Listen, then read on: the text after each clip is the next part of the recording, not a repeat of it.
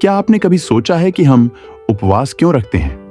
क्या सिर्फ इसलिए क्योंकि यह एक धार्मिक परंपरा है, या फिर इसलिए क्योंकि बाइबल हमें ऐसा करने को कहती है? असल में उपवास का मकसद इससे कहीं ज्यादा गहरा और आत्मिक होता है।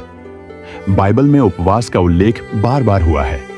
पुराने नियम से लेकर नए नियम तक हर बार जब लोग परमेश्वर की सहायता चाहते थे, मार्गदर्शन चाहते थे, उन्होंने उपवास किया। मूसा जब परमेश्वर से 10 आज्ञाएं लेने गया तो उसने 40 दिन और रात उपवास किया। एलियाह ने भी परमेश्वर की उपस्थिति पाने के लिए उपवास किया। एस्तेर ने अपनी प्रजा को बचाने के लिए उपवास रखा, और स्वयं यीशु मसीह ने अपने सेवा काल की शुरुआत 40 दिन के उपवास से की थी। तो जब यीशु परमेश्वर का पुत्र होकर उपवास कर सकता है, तो हम क्यों नहीं? लेकिन एक बात याद रखिए, उपवास केवल भोजन त्यागने का नाम नहीं है। यह सिर्फ भूखा रहने का कोई कर्मकांड नहीं है।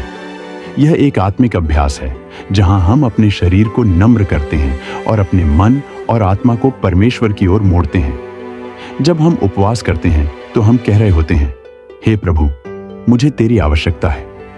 मेरी भूख तेरे लिए है, तेरे वचन के लिए है, तेरी उपस्थिति के लिए है। बाइबल में यशायाह 68 अध्याय में एक सच्चे उपवास का चित्रण किया गया है। वह कहता है कि ऐसा उपवास मत रखो जो दिखावे के लिए हो। सच्चा उपवास वो है जो अन्याय की जंजीरों को तोड़े, पीड़ितों को छुटकारा दे, भूखों को भोजन दे और दीनों की सुधि ले। इसका मतलब यह है कि उपवास सिर्फ खुद के लिए नहीं, दूसरों के लिए भी होना चाहिए। जब हम उपवास करते हैं तो हम अपने जीवन की प्राथमिकताओं को दोबारा स्थापित करते हैं। हम संसार की बातों से हटकर परमेश्वर पर केंद्रित होते हैं। उपवास हमें आत्म जांच करने में मदद करता है। हम अपने भीतर झांकते हैं, क्या मेरे जीवन में ऐसा कुछ है जो परमेश्वर को दुखी करता है? क्या मेरी प्रार्थनाएं सिर्फ स्वार्थी इच्छाओं से भरी हैं? क्या मेरा हृदय सचमुच विनम्र है? जब हम उपवास करते हैं तो हम अपनी आत्मा को पवित्र आत्मा के सामने खोल देते हैं। हम कहते हैं, हे प्रभु, मुझे ढाल, मुझे साफ कर, मुझे तुझमें नया बना।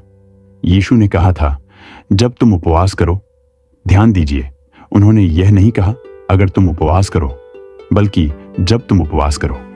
यानी कि उपवास करना एक अपेक्षा है, एक आदेश है, ना कि कोई विकल्प। अगर आप किसी उत्तर के लिए प्रतीक्षा कर रहे हैं, अगर आप किसी जीवन संघर्ष से जूझ रहे हैं, अगर आप चाहते हैं कि परमेश्वर आपसे बातें करें, तो उपवास आपके लिए एक द्वार खोल सकता है। उपवास हमारी आत्मिक सुनने की क्षमता को बढ़ाता है। जब शरीर की आवाज धीमी हो जाती है, तब आत्मा की आवाज तेज सुनाई देती है। आज की दुनिया में हम लगातार व्यस्त हैं, मोबाइल, सोशल मीडिया, काम, मनोरंजन। लेकिन उपवास कहता है, ठहरो, शांत हो जाओ और जानो कि मैं ही परमेश्वर हूं। उपवास एक बलिदान है और हर बलिदान में सामर्थ्य होता है। जब आप अपने मन को खाली करते हैं, परमेश्वर उसे भरता है। याद रखिए, उपवास का उद्देश्य भूख नहीं बल्कि भक्ति है। भोजन को त्याग कर हम कह रहे होते हैं, प्रभु, तेरा वचन मेरे लिए रोटी से भी अधिक जरूरी है। तो अगली बार जब आप किसी समस्या का सामना करें या जब आप परमेश्वर की उपस्थिति को और गहराई से पाना चाहें, तो उपवास कीजिए, प्रार्थना कीजिए और देखिए कैसे परमेश्वर आपकी आत्मा को छूता है। उपवास आत्मा का हथियार है। यह अदृश्य युद्ध में आपकी ढाल बनता है। यह वह समय है जब आप कह सकते हैं, प्रभु, मैं तेरे बिना कुछ नहीं हूं।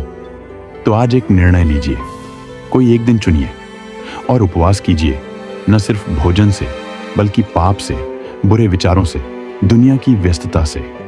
अपने समय को प्रभु को समर्पित कीजिए और फिर देखिए वह कैसे आपके जीवन में काम करता है। उपवास कोई बोझ नहीं, यह एक वरदान है, एक अवसर है परमेश्वर से गहरे मिलने का। और याद रखिए, जो गुप्त में उपवास करता है उसका प्रतिफल परमेश्वर सार्वजनिक रूप में देता है। आप उपवास कब शुरू कर रहे हैं?